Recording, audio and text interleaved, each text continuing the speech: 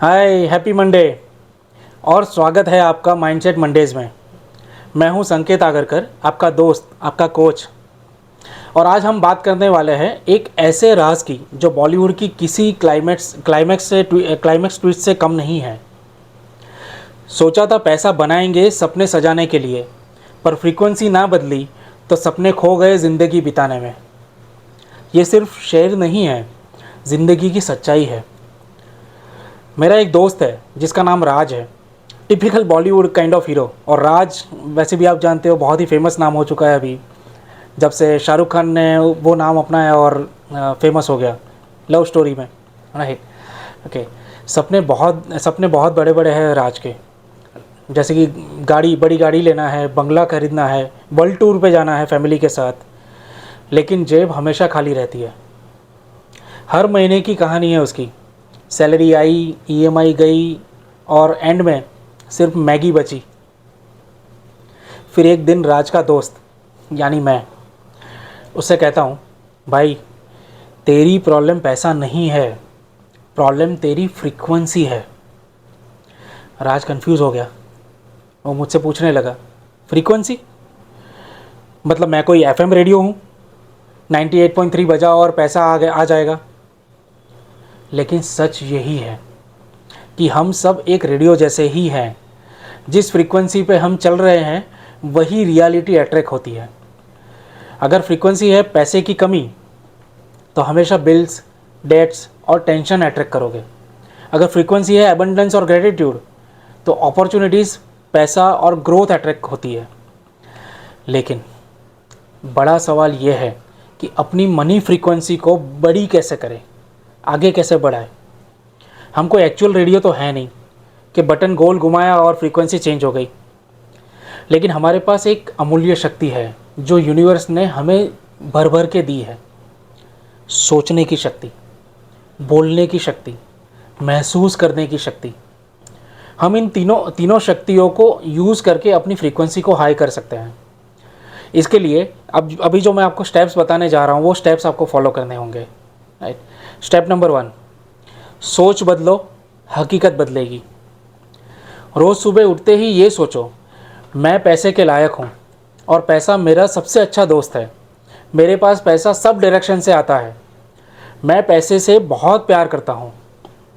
Yes, जी हाँ, आपको ये कहने में ज़रा सी भी गिल्ट महसूस करने की ज़रूरत नहीं है। हमें बचपन से ही सिखाया गया है कि लालच बुरी बला है।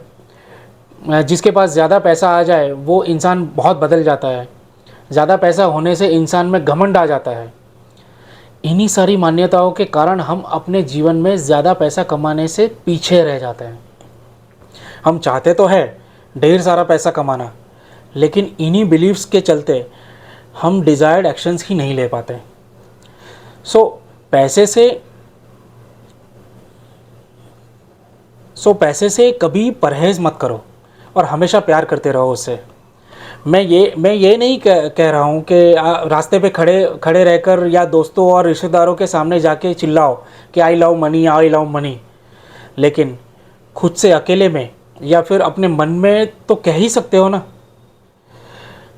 हम लोगों के सामने तो पैसे से नफरत करते ही हैं, पर अकेले में अथवा अपने मन में भी हम पैसे को कोसते रहते हैं। यही सोच बदलना ज़रूरी है। मैं फिर से रिपीट करता हूँ, मैं पैसे के लायक हूँ और पैसा मेरा सबसे अच्छा दोस्त है। मेरे पास पैसा सब डायरेक्शन से आता है।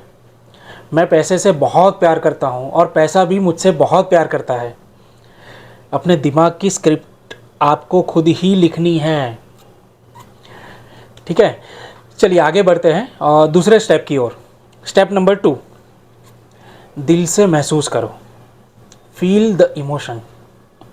सिर्फ उन एफर्मेशंस को बोलना ही नहीं, उन्हें बोलते वक्त दिल से महसूस भी करना ज़रूरी है। जीवन में जो पैसा पाना चाहते हो उतना पैसा आने की खुशी अभी से महसूस करो। जैसे बॉलीवुड हीरो ड्रीम्स सॉन्ग में फ्यूचर गाड़ी चलाता है, बड़े से घर में रहता है और अपना बैंक बैलेंस बढ़ते हुए देखता है, वैसे ही अपने फ्यूचर का सीन अभी से दिल में चलाओ, अभी से मन में चलाओ, सोचो। आपकी आपकी जो फ्यूचर की फिल्म है ना, आपके आंखों के सामने, आंखें बंद करो या आंखें खुली रखो, वो चलती रहनी चाहिए कंटिन्यूअसली। यस, आपकी फीलिंग्स दिल से आना बहुत ज़रूरी है यहाँ पे। उसके बाद चलते हैं स्टेप नंबर 3 पे। स्टेप नंबर 3, शुक्रिया अदा करो। Feel gratitude.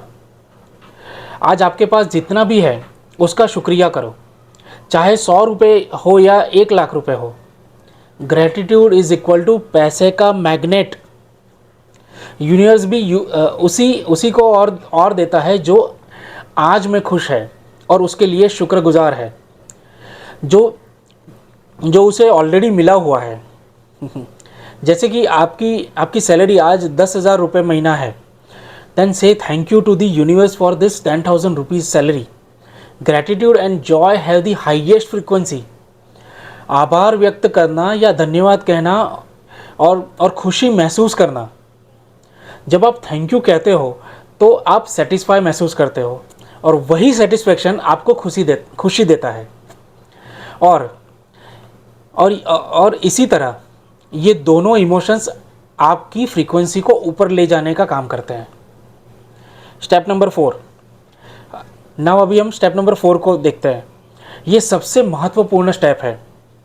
ये इसलिए इम्पॉर्टेंट है क्योंकि इस स्टेप में आप अपनी पुरानी मान्यताओं यानी बिलीव्स, नेगेटिव इमोशंस और मन में बैठे हुए नेगेटिव विचारों को क्लीन करने का काम करते हो। क्योंकि जब तक आप उन्हें क्लीन नहीं करोगे, तब तक आप अपने जीवन में मन चाहा पैसा नहीं कमा सकते, नहीं पा सकते। Let me share with you an example. मान लीजिए आपके घर में कुछ मेहमान आए हुए हैं, वो आपके काफ़ी अच्छे दोस्त हैं, उनके साथ उनके 10-12 साल के 2 बच्चे भी हैं।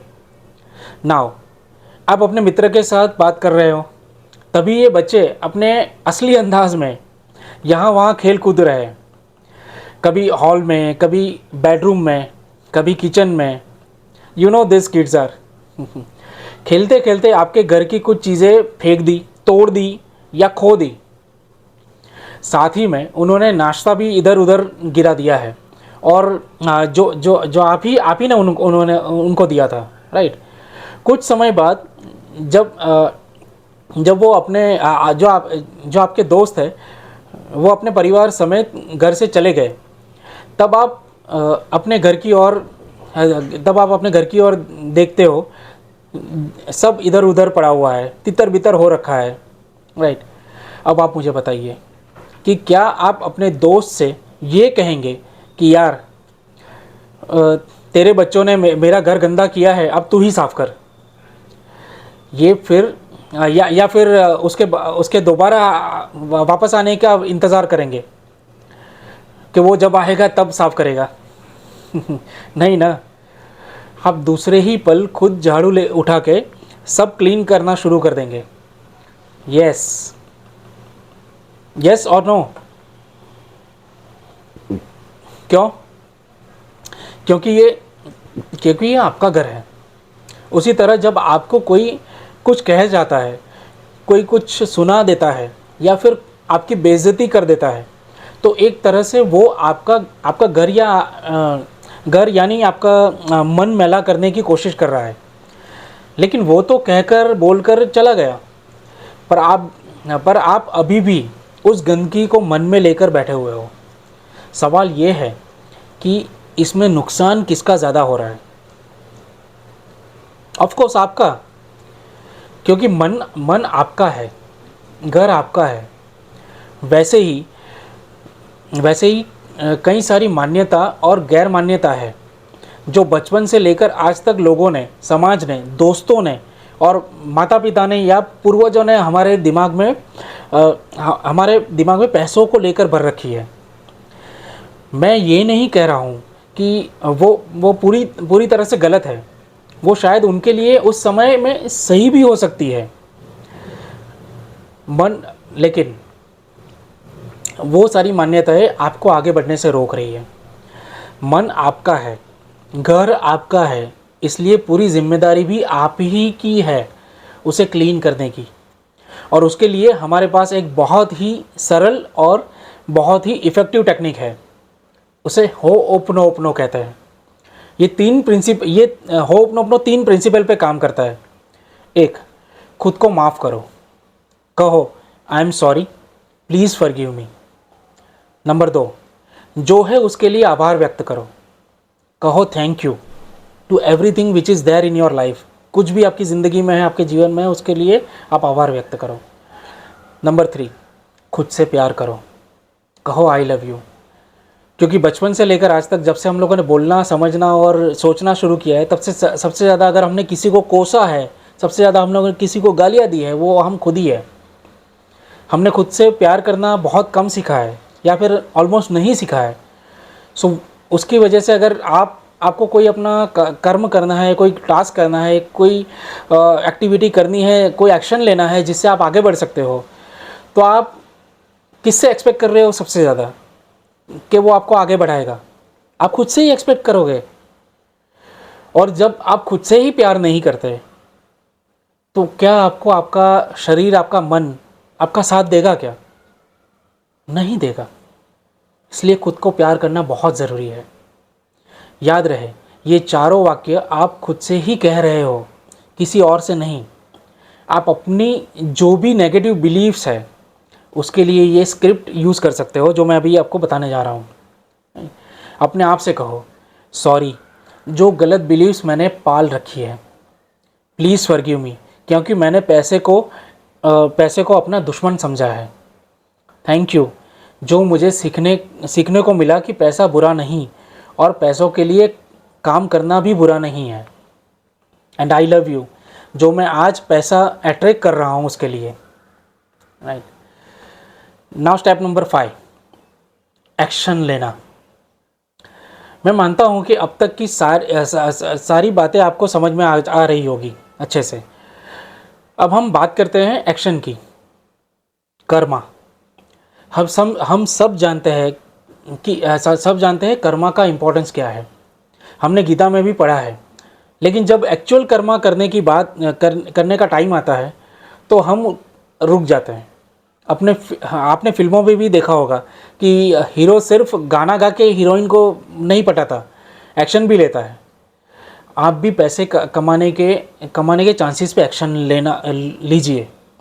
नए स्किल्स, नए क्लाइंट्स, नए आइडियाज़, उन सबको आप फॉलो कीजिए। जैसे ही आप क्लीनिंग स्टार्ट करोगे, जो हम लोगों ने स्टेप 4 में देखा, अपनों से आप क्लीनिंग स्टार्ट करोगे, मेरा मतलब है कि अपने मन की क्लीनिंग, बहुत सारे आइडियाज़ आएंगे एंड इंस्पिरेशन भी मिलेगी, मगर उस पर एक्ट करना बहुत ज़रूरी है।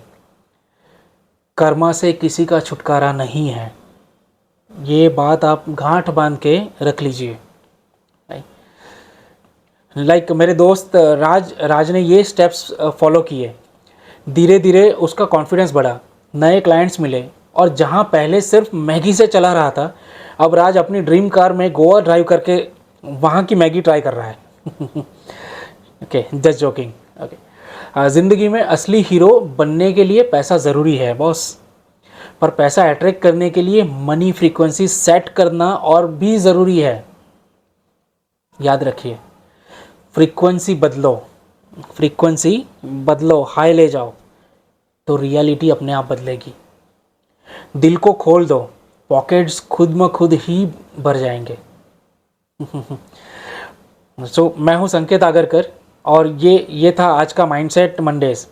मिलते हैं अगले हफ्ते एक नए ट्विस्ट, एक नए ब्लॉकबस्टर आइडिया के साथ। तब तक अपना फ्रीक्वेंसी हाई रखो और अपनी कहानी खुद लिखो। Thank you very much.